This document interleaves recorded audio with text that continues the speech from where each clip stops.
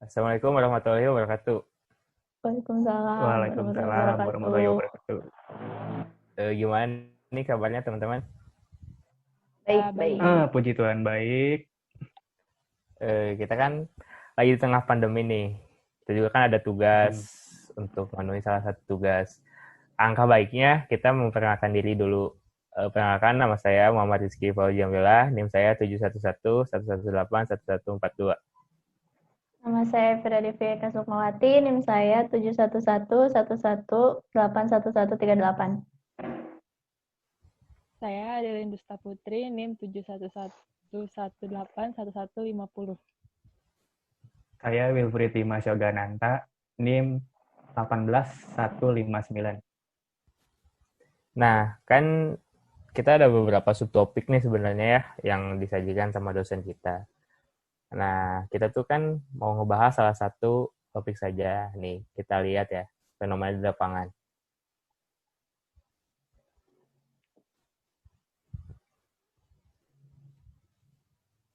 Dilansir dari ayopurwakarta.com, penjual masker dadakan Purwakarta laris manis 5 lusin per hari.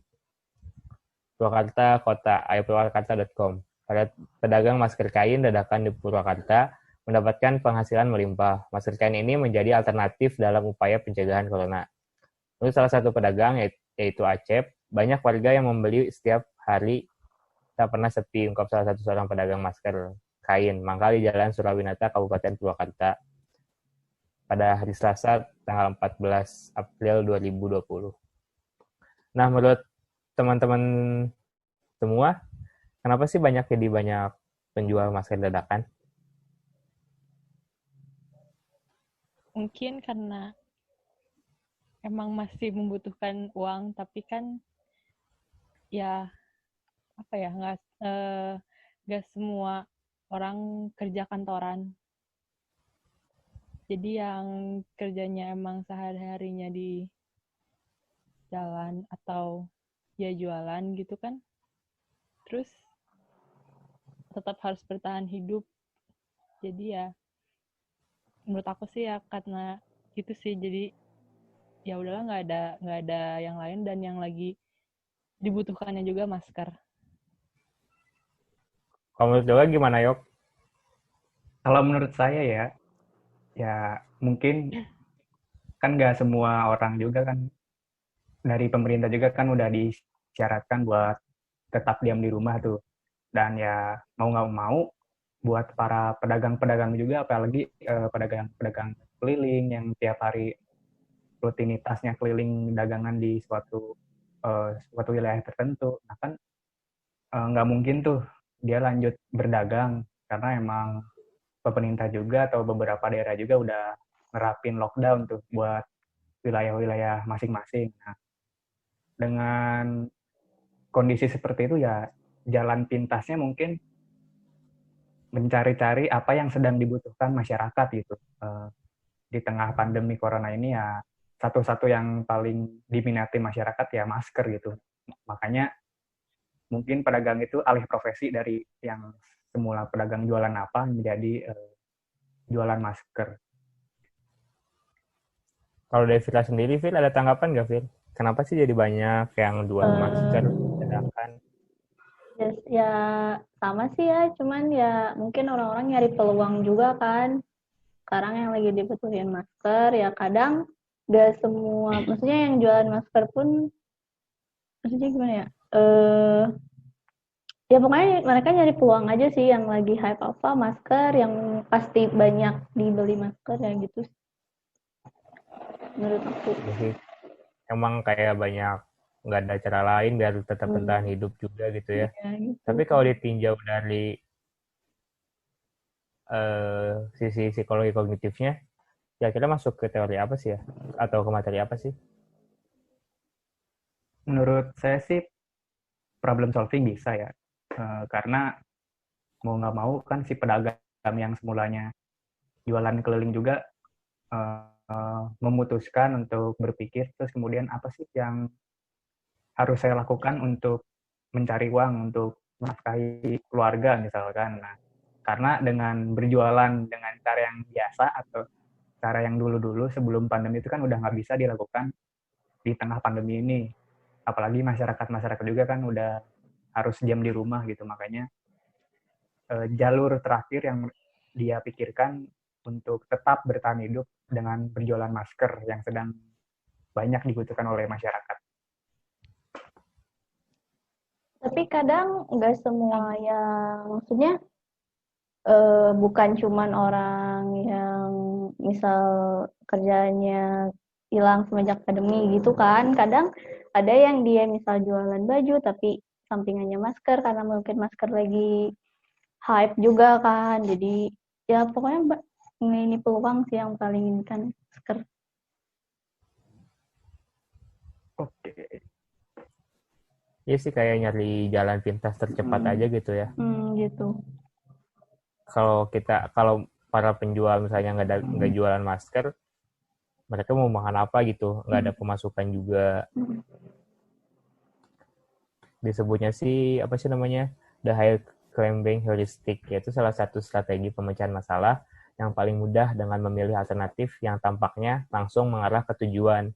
Nah kan banyak tujuan dari para pedagang itu untuk tetap mendapatkan pemasukan di setiap harinya, mungkin kayak gitu, untuk tetap bertahan hidup. Kalau dagang yang biasanya ya mereka mungkin dapat tapi kemudian ya mereka langsung ambil jalan pintas aja gitu ya. Ya gitu. Terus kira-kira faktor apa lagi sih, Yok, yang mempengaruhi banyak pedagang masker dadakan itu, Yok? Faktor dari ini sih ya, strategi pemecahan masalahnya tersendiri gitu buat dia.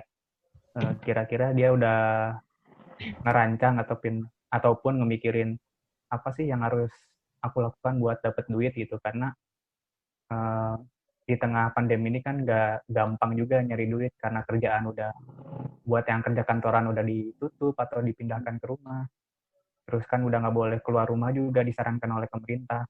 Nah makanya mungkin dia punya salah satu strateginya jualan masker gitu yang dibutuhkan masyarakat. Mungkin ada tanggapan dari rekan-rekan? Itu yang pemecahan masalah. Soalnya kan dari kerja kantoran juga ada beberapa mungkin yang kena PHK. Terus pasti bingung ya. Dan awalnya kerja kantoran yang nggak tahu apa-apa, bukan nggak tahu apa-apa sih, mesti kayak ya kerjanya kantoran gitu, bukan berdagang gitu kan. Terus tiba-tiba di PHK kan pasti bingung ya mau tetap dapat uang dari mana gitu. Jadi mungkin ya itu strategi pemecahan masalahnya mungkin karena dia mikir, oh saat ini yang sedang dibutuhinnya juga masker dan emang susah dicari kan waktu awal-awal. Jadi mungkin ya gitu, jadi dia memilih untuk berjualan masker untuk tetap hidup. Kalau menurut Vira nih kan dalam materi problem solving itu ada salah satu faktornya itu adalah kreativitas. Nah kira-kira untuk para pedagang nih Vir, buat yang lain juga bentuk kreativitas seperti apa sih yang biar bisa tetap menaikkan harga masker itu bisa naik, maksudnya bisa laku terus. Kira-kira kreativitas apa yang Vira lihat gitu pada pedagang masker itu kayak gimana sih? Kalau yang dilihat sih sekarang kan biasanya masker cuman simpel gitu ya, kayak kain, polos ya udah. Tapi sekarang tuh banyak banget kayak ada gambar apanya lah atau ada motif apanya lah. Jadi makin kreatif ya orang-orang bikin masker. Ada yang renda-renda, ada yang gini, ada yang gitu. Kadang bisa main sama baju yang dipakai. Gitu kan. Jadi samain sama kerudung bahkan kan gitu. Jadi orang-orang benar-benar pada kreatif gitu. Makin nyari ininya. Kalau Yoga nih, Yok, kan ya. Yoga kebilang kreatif, Yok nih. Kalau kita mau dagang masker, mau kayak gimana, Yok? Ya pasti masker itu ya bentuknya kan gitu-gitu aja nih ya. Ya yang diubah nih paling yang kayak motif-motifnya tadi gitu. Motif yang biasanya mungkin cuman kayak warna biru, masker bedah, ya motif jadi batik kan bisa, atau jadi motif psikologi Gunjani juga bisa, dan motif-motif yang lainnya gitu. Dan kreativitas juga bisa diukur dari bagaimana cara dia mungkin mempromosikan ya. Kan nggak mungkin dong udah di Ya, capek-capek bikin. udah capek-capek bikin, dia susah ngedesain, nggak dipromosiin itu. Dan Iya. salah satu caranya mungkin dipromosiin lewat sosial media bisa gitu.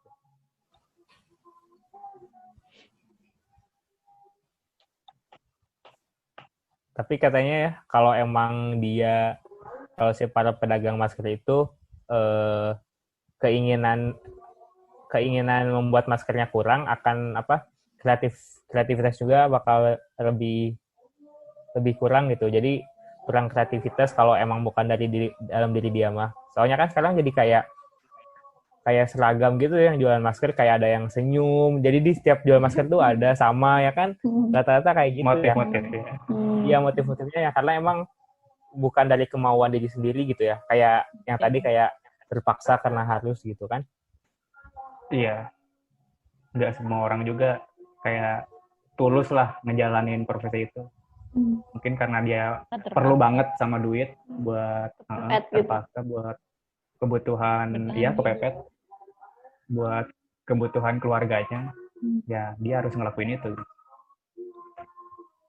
Nah, kalau dari kalian semua nih, harapannya gimana sih tentang pandemi ini?